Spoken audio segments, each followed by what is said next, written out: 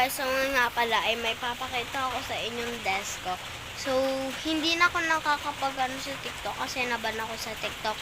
So, papakita ko sa inyo yung desk ko. So, ito siya. Wait lang guys. So guys, ito nga rin pala yung desk ko. Ayan. So, ayan guys. Pagka nilayong mo siya, ganyan yung itsura niya. So, wala pa nga pala akong upuan dyan, no? So, ayan.